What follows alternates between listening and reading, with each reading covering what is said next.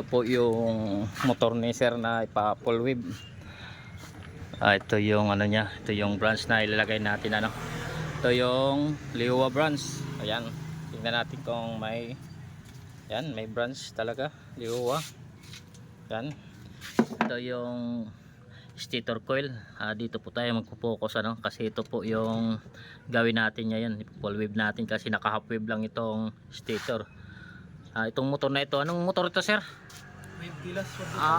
Ito pala yung Wave Gilas 125. Ayan, kasing parehas lang sa Wave 125 na Alpha at ano XRM. Ayan, ito naman yung ipo-full wave natin na ngayon. Ayan, subukan natin i-full wave ito. Tuturo ko sa inyo kung paano i-full wave yung Wave 125 Gilas. Ayan. Dito pala sa ano sa stator ng ano Gilas Wave 125 ano sir. Bali ako i-floating natin ito no. Bali subukan natin kunin ang wire na ito. Itong wire na ito. Ito po yung wire na ito. Ito po yung nakakabit dito sa ground ano. Naka-connect sa ground. Ito po yung i-floating natin. At ito hindi na natin ito galawin, ito lang yung galawin natin, i-floating natin na hindi lang siya dumikit dito sa ground itong wire na ito. Ayan, subukan natin kunin ito. Tama na.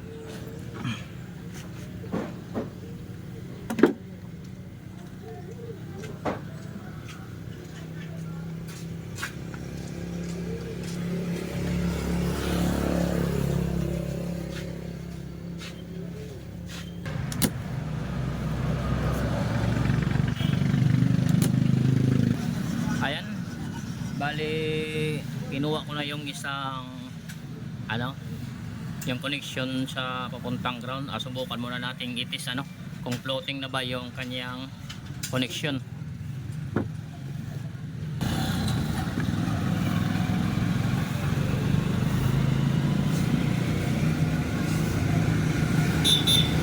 Ayan, bali dito natin ilagay ano. Ito po yung pinaka continuity nya.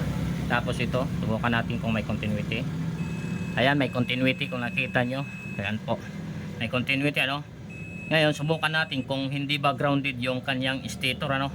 Bali ito ilagay natin sa ground itong negative.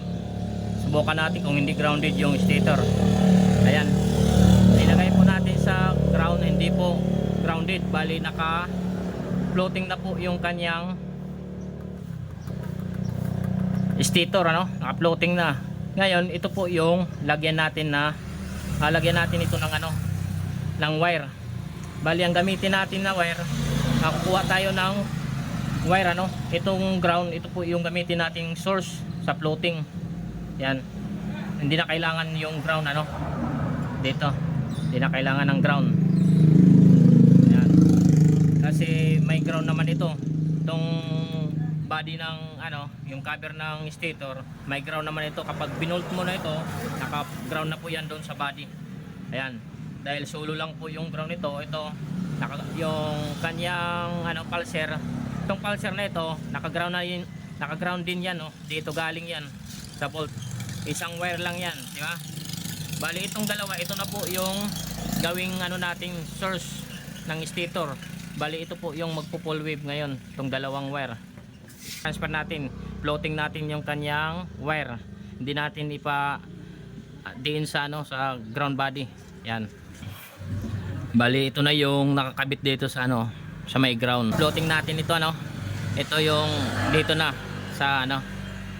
Pagdugtong natin yung dalawa para mag-floating yung kanyang connection. Para lumabas dito naka full wave na. Ayan.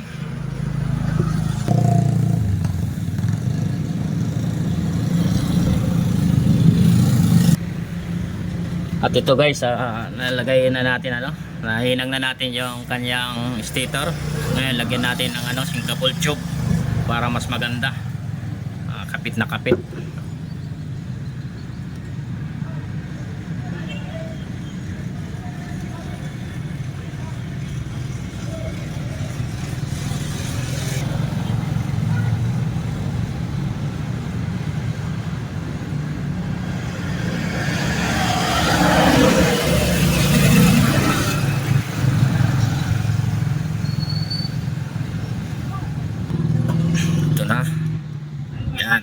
natin dito para maayos yung kanyang susukurin natin. Okay.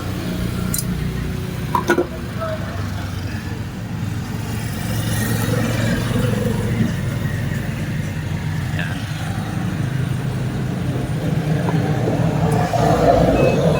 Ito na po guys, ano? Bali na-organize na natin yung wire, oh. Ang ganda na. Hindi na natin nilagay sa ano, sa may ground. Pinulwib.